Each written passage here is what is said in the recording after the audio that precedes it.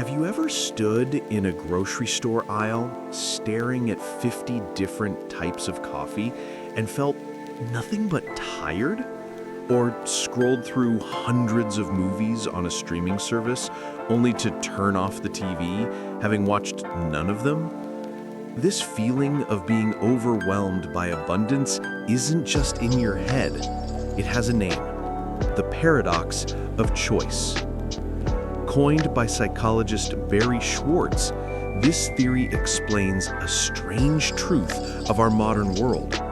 While we believe more options grant us more freedom, they often lead to the exact opposite. They lead to analysis paralysis, where we're so afraid of making the wrong choice that we make no choice at all. And even when we do choose, we're often left with a nagging sense of regret, wondering about all the other paths we didn't take. This is the story of a man named Leo, who was drowning in that exact sea of possibility. Leo's life was a monument to options. His apartment was filled with gadgets he rarely used, his phone was cluttered with apps he never opened, and his calendar was a graveyard of hobbies he'd started but never pursued. He had accounts on every dating app, leading to countless conversations that went nowhere. He believed he was keeping his options open, waiting for the perfect person, the perfect career, the perfect life to simply appear.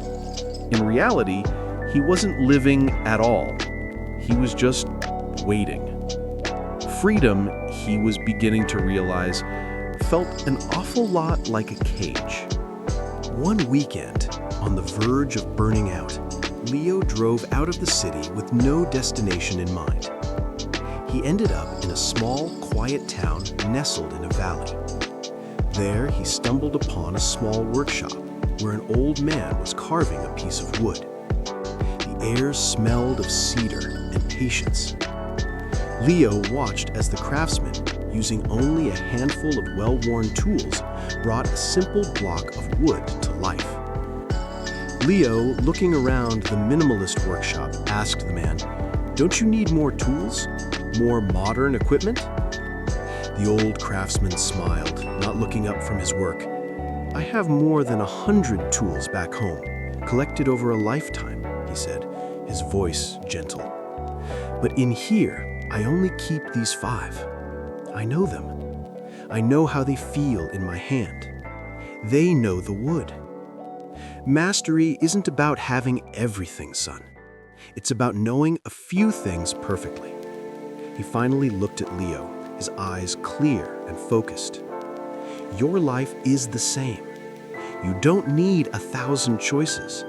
You just need to choose one path and walk it with purpose. The words struck Leo with the force of a physical blow. He had spent his life collecting options, while this man had spent his life making commitments. When Leo returned to the city, the constant noise of choice felt different. It was no longer a promise of freedom, but a siren call to distraction. And so he began to subtract. He deleted every dating app but one, deciding to give his attention fully to the connections he made there. He unsubscribed from dozens of newsletters and canceled all but one streaming service. He took the dozen books on his to-read list, put 11 of them in a box, and placed one on his nightstand. He chose one skill, learning the guitar, and committed to practicing it for 30 minutes every single day. Slowly, miraculously, the world began to change.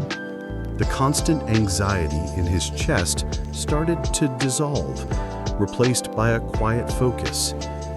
By making his world smaller, his experience of it became infinitely richer. He went on a date and was genuinely present, not wondering who else was out there. He finished the book. He learned to play a song on the guitar, his fingers clumsy at first, but then more confident. Each small, completed action was a victory, building a foundation of self-respect he never knew he lacked. He was no longer paralyzed by the search for the perfect choice.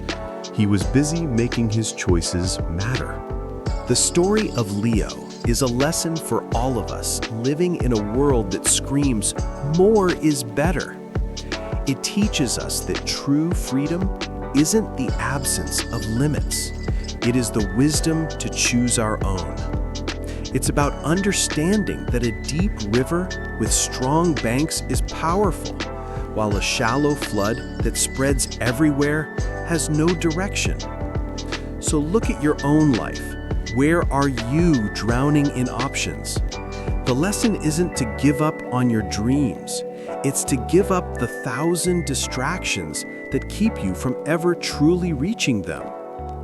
If you want to apply this today, here is a simple 3-step plan. First, pick one area, just one part of your life that feels overwhelming. Second, reduce your options. If it's books, put all but one away. If it's projects, choose only one to focus on. Third, commit for 30 days. Give your full attention to that one choice for a month and see how it feels. Stop searching for the best option. Start by choosing one and make it the best.